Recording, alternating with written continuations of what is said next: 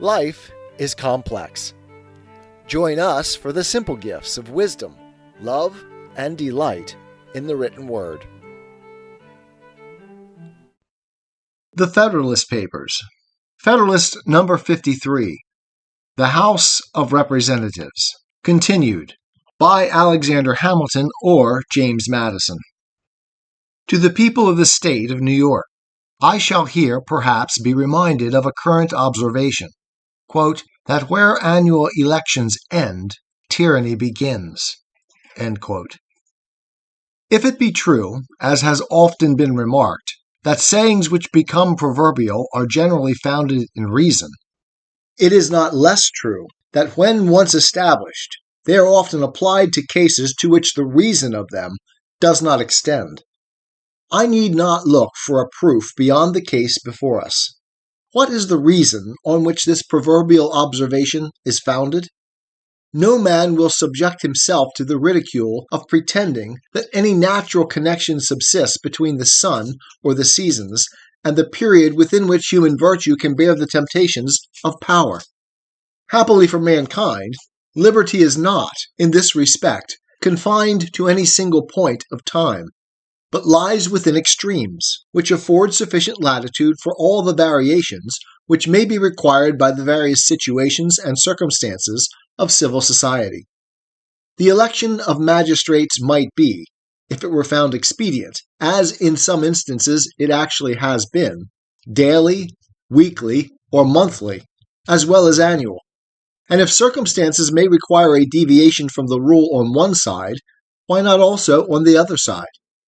Turning our attention to the periods established among ourselves for the election of the most numerous branches of the state legislatures, we find them by no means coinciding any more in this instance than in the elections of other civil magistrates. In Connecticut and Rhode Island, the periods are half-yearly. In the other states, South Carolina excepted, they are annual. In South Carolina, they are biennial, as is proposed in the federal government. Here is a difference, as 4-1, between the longest and shortest periods, and yet it would not be easy to show that Connecticut or Rhode Island is better governed, or enjoys a greater share of rational liberty than South Carolina, or that either the one or the other of these states is distinguished in these respects, and by these causes, from the states whose elections are different from both. In searching for the grounds of this doctrine, I can discover but one, and that is wholly inapplicable to our case.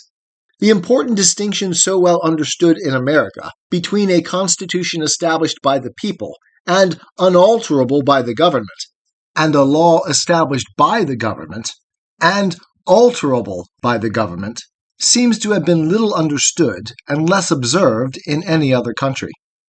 Wherever the supreme power of legislation has resided, has been supposed to reside also a full power to change the form of the government.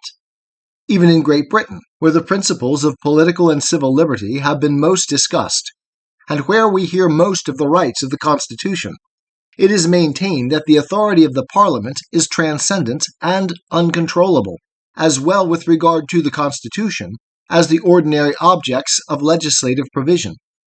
They have, accordingly, in several instances, actually changed by legislative acts some of the most fundamental articles of the government. They have in particular, on several occasions, changed the period of election, and, on the last occasion, not only introduced septennial in place of triennial elections, but by the same act, continued themselves in place 4 years beyond the term for which they were elected by the people. An attention to these dangerous practices has produced a very natural alarm in the votaries of free government, of which frequency of elections is the cornerstone, and has led them to seek for some security to liberty against the danger to which it is exposed. Where no constitution, paramount to the government, either existed or could be obtained, no constitutional security, similar to that established in the United States, was to be attempted. Some other security, therefore, was to be sought for, and what better security would the case admit than that of selecting and appealing to some simple and familiar portion of time as a standard for measuring the danger of innovations? for fixing the national sentiment, and for uniting the patriotic exertions. The most simple and familiar portion of time applicable to the subject was that of a year, and hence the doctrine has been inculcated by a laudable zeal to erect some barrier against the gradual innovations of an unlimited government, that the advance towards tyranny was to be calculated by the distance of departure from the fixed point of annual elections. But what necessity can there be of applying this expedient to a government limited, as the federal government will be, by the authority of a paramount constitution? Or who will pretend that the liberties of the people of America will not be more secure under biennial elections, unalterably fixed by such a constitution, than those of any other nation would be where elections were annual, or even more frequent, but subject to alterations by the ordinary power of the government? The second question stated is, whether biennial elections be necessary or useful. The propriety of answering this question in the affirmative will appear from several very obvious considerations. No man can be a competent legislator who does not add to an upright intention and a sound judgment a certain degree of knowledge of the subjects on which he is to legislate. A part of this knowledge may be acquired by means of information which lie within the compass of men in private as well as public stations. Another part can only be obtained, or at least thoroughly attained, by actual experience in the station which requires the use of it.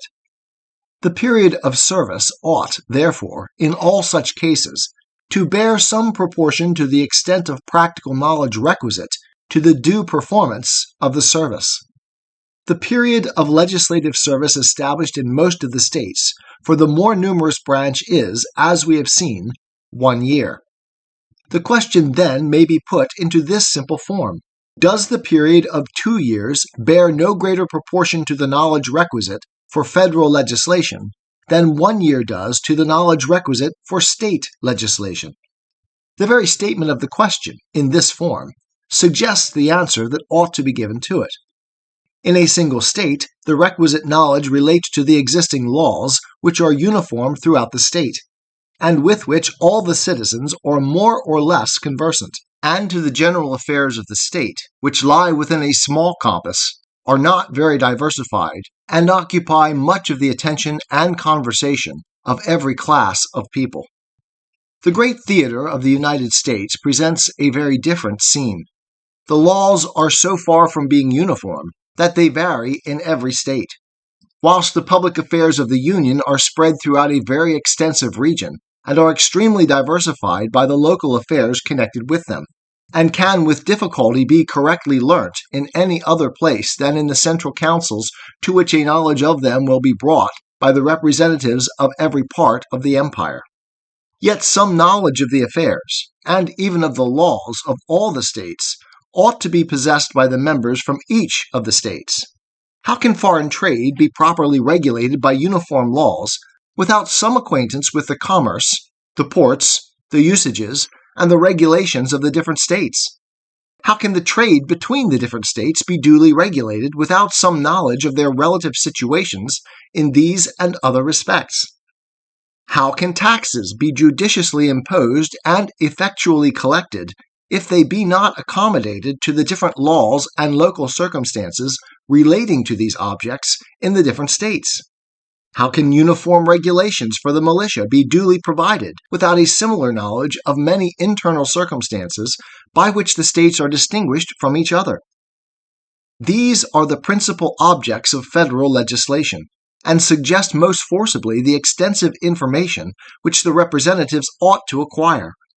The other interior objects will require a proportional degree of information with regard to them. It is true that all these difficulties will, by degrees, be very much diminished. The most laborious task will be the proper inauguration of the government and the primeval formation of a federal code. Improvements on the first drafts will every year become both easier and fewer. Past transactions of the government will be a ready and accurate source of information to new members.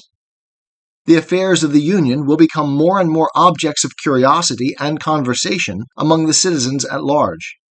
and the increased intercourse among those of different states will contribute not a little to diffuse a mutual knowledge of their affairs, as this again will contribute to a general assimilation of their manners and laws.